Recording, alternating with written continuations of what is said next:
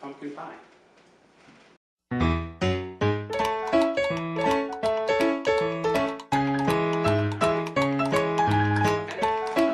Hello there, this is Paul Larson from Sprucedale Gardens Nursery and Greenhouse in Woodstock. And we're here this morning to show you how we make pumpkin pie. Making homemade pumpkin pie has been a tradition in my family going back a long time.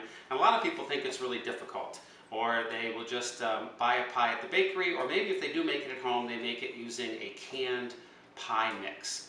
And it's really easy to use a sugar pumpkin like this to make your own pumpkin pie at home, and you'll impress all your friends. So what we're going to do is just going to have a nice sugar pumpkin here. The field pumpkins are the big jack-o'-lantern pumpkins. They work okay, but a sugar pumpkin is a little bit better texture and better taste and flavor. So we're going to use a sugar pumpkin this morning with a nice heavy knife, and we're going to go right in and take that handle off, part of it anyway, and cut it up. You do need a tough knife to do it because pumpkin is really hard. Yep. So we've cut into this pumpkin now, and you've got to just get your hands right in there. All the seeds, of course, are inside the middle, but we're going to save those seeds.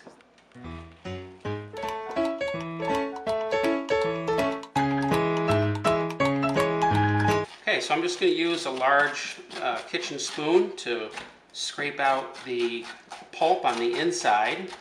Just all that loose, stringy stuff. You don't want that in your pie, so we're going to go around and scrape all that out.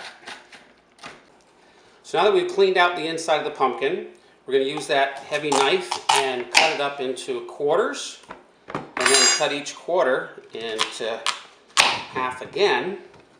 And then we'll lay those sections of pumpkin into a Dutch oven, nice large baking pan. So we have our pieces of pumpkin laid in this 8-quart casserole, and we're going to cook it for about 25 minutes of steaming it at a pretty high temperature. You want to cook it until you can get a fork into the pulp of the pumpkin fairly easily. Don't overcook it because then it'll be really mushy and contain too much moisture. So just cook it until you can get a fork in there gently.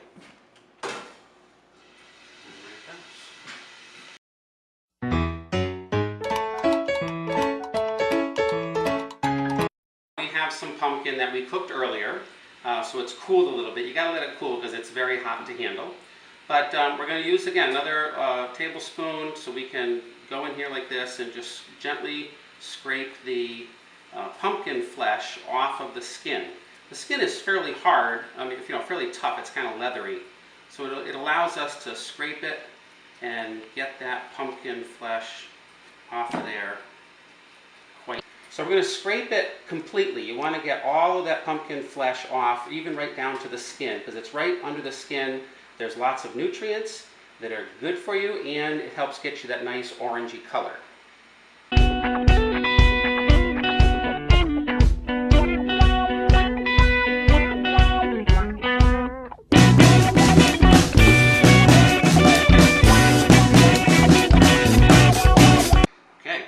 So I've got all this pumpkin flesh in here. It's nice and soft, but I'm going to chop it up just a little bit so it's a little easier to measure it if it's kind of mashed up. And then each pie is going to call for 1 3/4 cups of pumpkin flesh. So I'm going to just stuff that into a measuring cup here. And you don't have to get too exact. There's a cup. So in it goes into our handy dandy blender, and this, another 3/4 of a cup is about that much. So there's our first ingredient. Now the rest of this you can use for pumpkin bread, pumpkin cookies, pumpkin soup. I mean, there's a million pumpkin recipes. It also freezes very well, so just put it in the freezer, in a freezer container, and you can use it another day. So that's all we need for the pumpkin.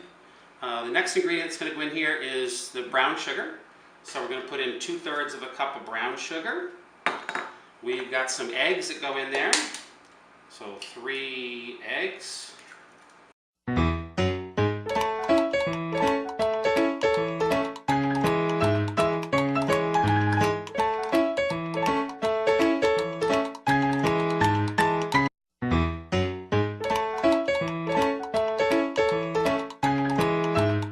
Okay, so we have all our sugars, our egg, our milk, and all the spices in here. We're going to run the blender now for a few minutes and get it all blended up. You want to put it on the high speed to really get it liquefied and break up all those fibers of the pumpkin flesh.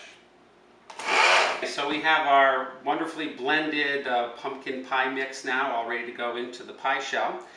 This is a pie shell that my wife made earlier. She uses whole wheat and white wheat flour, so it's got that darker color. And you can buy pre-made frozen pie shells, but the homemade ones are even better and really not hard to make. So we're going to now just pour this mix right into here, nice and slowly, so it doesn't spatter all over. And once you've got it filled, it can go in the oven. The oven has been preheated to 425 degrees. And if you have any extra, if you have like a small pie shell and you have too much filling left over, you can just put that in a little custard dish and cook that separately. But now it's ready to go in the oven.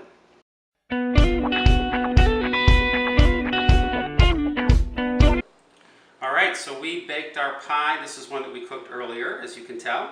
And follow the recipe. It's at that high temperature of 425 to set the custard, because it's essentially a custard pie, and then you bake it for the rest of the time at 375. So we're going to just cut into this sweet thing, and you're going to see what a delicious homemade pumpkin pie is going to look like.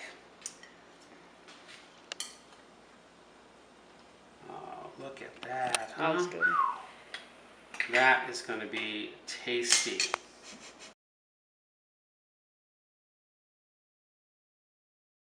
So how is it, Joyce? Very good. Oh, Another success. it's delicious. Absolutely delicious.